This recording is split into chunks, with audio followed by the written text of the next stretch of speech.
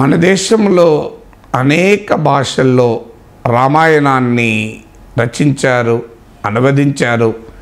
అనువాదాల కన్నా original writing అంటే ఆ రామాయణాన్ని తమ సొంత భాషలో రచించిన వారు ఉన్నారు. తెలుగులో మొల్ల రామాయణం అందుకు ఉదాహరణ.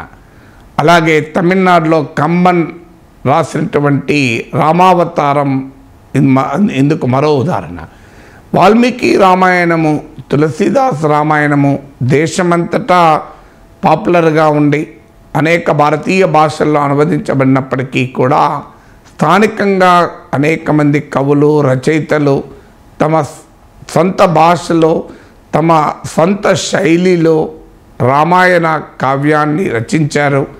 రామాయణం ఆ రకంగా భారతదేశంలోనే కాదు, అనేక ఆసియా దేశాలలో కూడా రామాయణం ఆయా భాషలలో, ఆయా సంస్కృతుల్లో ఒక భాగమైపోయి ఆయా స్థానిక భాషల్లో కూడా కావ్యంగా రకరకాల కళా రూపాలలో రామాయణం పాపులర్ అయింది.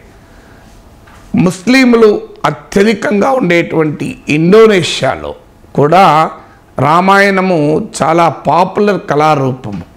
ఇక్కడ ఇండోనేషియాలో జావనీస్ డాన్స్ నాట్య రూపంలో ఇండోనేషియాలో ఒక బ్యాలెడ్ ఫామ్లో రామాయణాన్ని ఇప్పటికీ కూడా నృత్య నాటికగా దాన్ని ప్రదర్శిస్తూ ఉంటారు. ఇండోనేషియా సంస్కృతిలో ఆ రకంగా రామాయణము భాగమైపోయింది. ఇక జపాన్లోకి బౌద్ధమత ప్రచార ప్రభావంతోనూ హిందూ మత ప్రభావంతోనూ రామాయణము ఆ దేశంలో కూడా చాలా పాపులర్ అయింది. జపనీస్ సాహిత్యములో దానికి అనుగుణంగా అడాప్టేషన్ తమకు అనుకూలంగా జపనీస్ సాహిత్యములో కూడా రామాయణాన్ని మార్చుకున్నారు. జపనీస్ సాహిత్యమే కాదు, జపనీస్ ఆర్ట్స్లో కూడా రామాయణాన్ని అన్వయించుకున్నారు.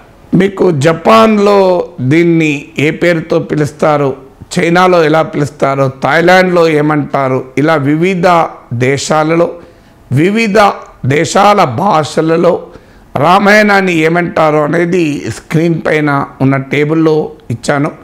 నేను కావాలనే వాటిని ఉచ్చరించడం లేదు, ఎందుకంటే వాటి ప్రొనౌన్సియేషను ఆయా భాషల్లో ఉంటుంది కనుక చాలా కష్టంతో కూడుకున్నది. చైనా భాష, జపనీస్ భాష, థాయిలాండ్ భాష నాకు రాదు కనుక. సో అందువల్ల మీరు ఆ స్క్రీన్ పైన చూడొచ్చు జపాన్లో ఏమంటారని.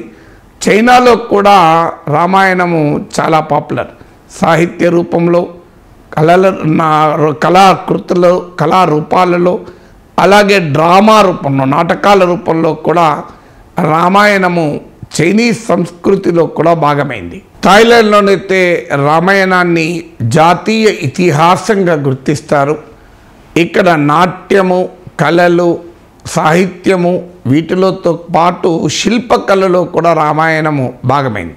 అంటే లిటరేచర్, ఆర్ట్ అండ్ స్కల్ప్చర్లో రూపాలలో మనకు రామాయణము దర్శనమిస్తుంది థాయిలాండ్ దేశంలో. ఇక కొరియాలో రామాయణము స్థానిక కొరియన్ జానపద కళలతో మిళితమై అక్కడ ఒక చారిత్రక కథల్లాగా, చారిత్రక కళారూపాల్లాగా కొరియాలో రామాయణం మనకు కనిపిస్తుంది.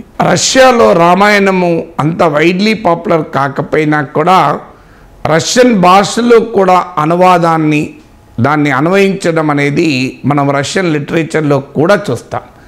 ఇక వియత్నాం సంస్కృతిపై కూడా రామాయణ ప్రభావం మనకు స్పష్టంగా కనిపిస్తుంది.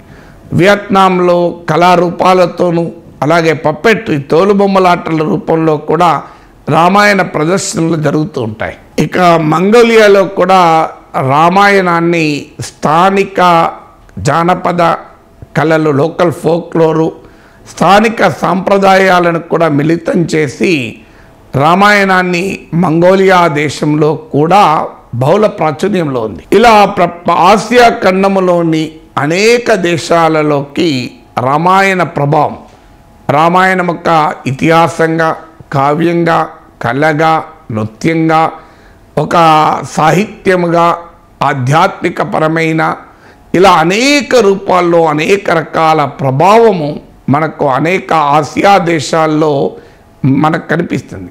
సో వీటిని Thailand, Japan, China, Korea, Mongolia ఇలా వివిధ దేశాల్లో ఏ రకమైన పేర్లతో పిలుస్తారో అన్నవి కొన్ని మీకు స్క్రీన్ పైన కనిపిస్తాయి.